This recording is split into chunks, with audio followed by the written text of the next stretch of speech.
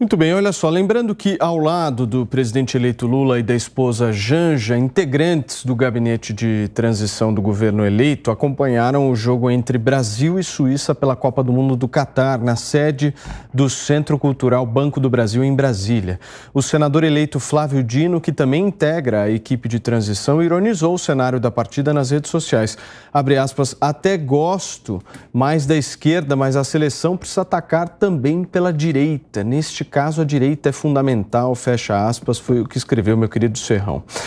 A ex-ministra do Meio Ambiente e integrante da equipe de transição, Marina Silva, disse que houve um acordo entre o gabinete e os presidentes, tanto da Câmara quanto do Senado, Arthur Lira e Rodrigo Pacheco, para que nenhuma pauta-bomba fosse a plenário até o fim desse ano. E nós temos também, eu queria repercutir com vocês em relação a essa decisão do PT, ao que tudo indica, amanhã, Constantino, a bancada petista na Câmara Federal deve declarar apoio à candidatura à reeleição do presidente Arthur Lira.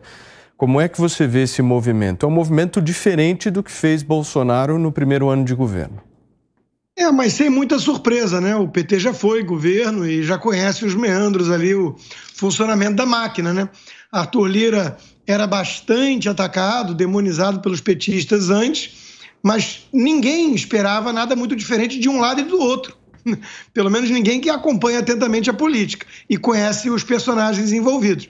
Então, Arthur Lira rapidamente iria suavizar o seu discurso e demonstrar, abre aspas, imparcialidade.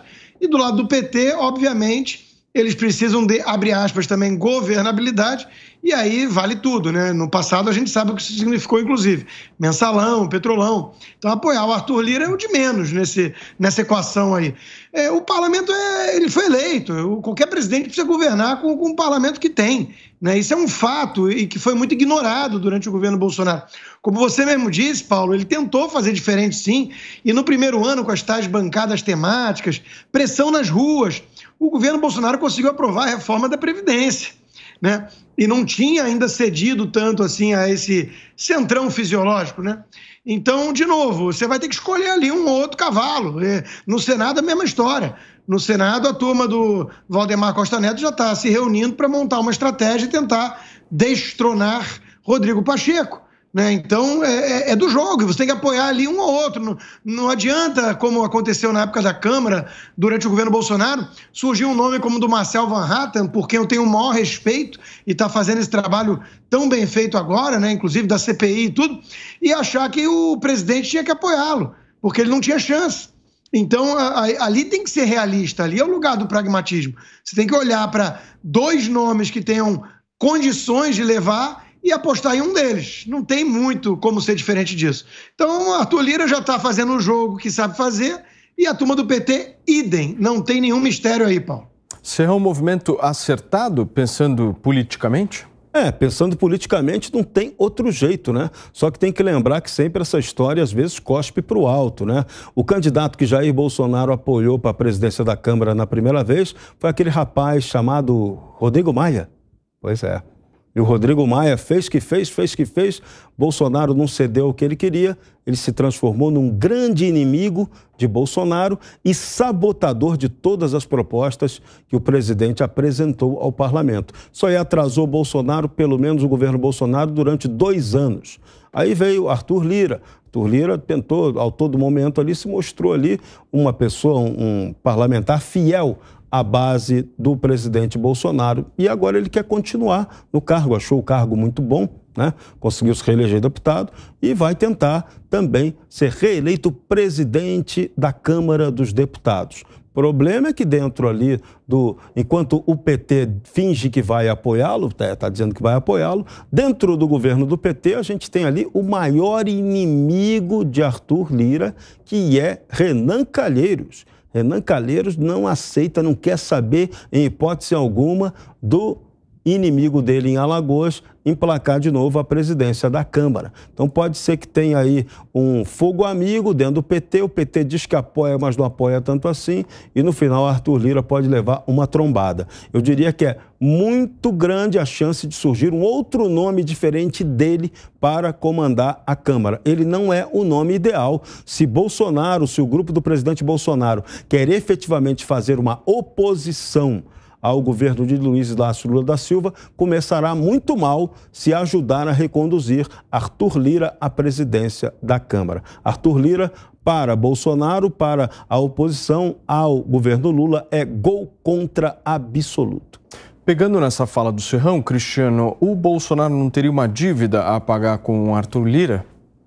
Olha, eu não vejo necessariamente uma dívida, eu vejo que os dois construíram uma relação muito harmoniosa e de benefício conjunto, né, durante esse período onde Arthur Lira foi presidente da Câmara e Jair Bolsonaro presidente da República. Eu vejo que Bolsonaro demorou um pouco para compreender a importância dessa construção política dentro do parlamento e acertou bastante com relação a Arthur Lira.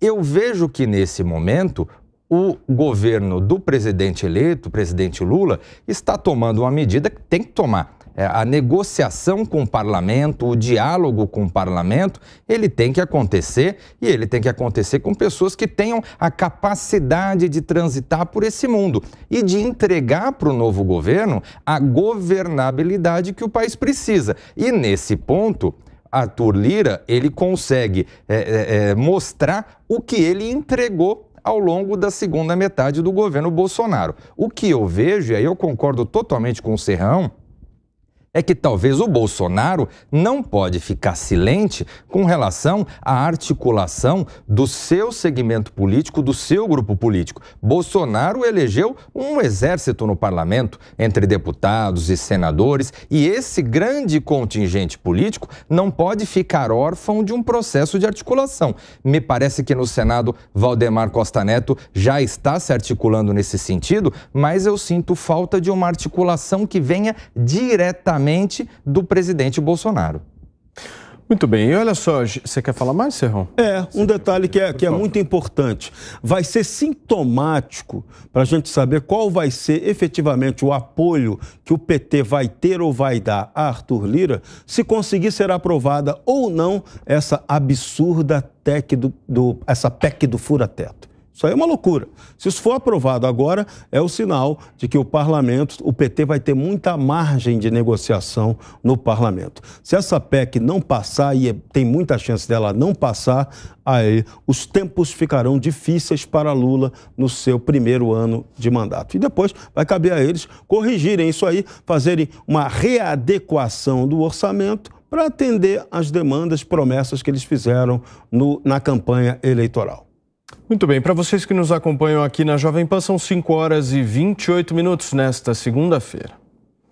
Constantino, eu vi que uma das saídas que o governo de transição está buscando é justamente, ao invés de fazer uma PEC para mais de 4 anos de duração, seria uma PEC pela metade, né, com 2 anos aí de duração. Você acha que isso facilitaria? Seria uma solução para os interesses deles? Como é que você enxerga isso? Não, não é uma solução, mas sem dúvida seria mais viável, né? É óbvio, é metade do tamanho do desafio. Querer aprovar uma PEC de 4 anos no final dessa legislatura é uma piada de mau gosto. É uma piada de mau gosto. Realmente, isso aí não tem a menor condição. Agora, que seja por 1 ano, Paulo, que vão jogar 2 para tentar conseguir 1 ano, né? Para poder ter ali o pagamento do reeditado Bolsa Família uma vez mais e por aí vai. Até isso já vai ser difícil. E eu acho que tem que ser difícil mesmo. E o Serrão tocou num ponto muito importante, que agora a direita vai ter que aprender a ser uma oposição construtiva. Agora, uma oposição construtiva não é uma oposição ingênua. Ela não é uma oposição que nem a do PT, que torce pelo pior e contribui com isso, né? Vota contra o marco do saneamento, torce para que tudo dê errado no país, defende lockdown de olho no problema econômico que isso vai produzir para atrapalhar o presidente na reeleição. Quer dizer, são abutres, né? Petista é abutre. Agora, a direita não vai poder agir assim, porque ela é patriótica, porque ela quer o melhor para o povo, para o brasileiro. Então, alguns projetos ali, ela vai ter que engolir alguns sapos e acompanhar, se achar que realmente é necessário para o país. Mas não pode ser ingênua. Não pode também ficar levantando bola e dando moleza para quem ela sabe que é contra o país, que joga contra porque tem uma agenda que mira nos exemplos fracassados dos vizinhos que temos no Brasil, né, e que isso, em lugar algum do mundo, entregou resultados concretos. Em nenhum lugar a agenda petista, né, ela trouxe frutos para os mais pobres, ela ajudou de fato o país. Então aqui é uma oposição construtiva, mas realista e atuante para impedir realmente a desgraça do país.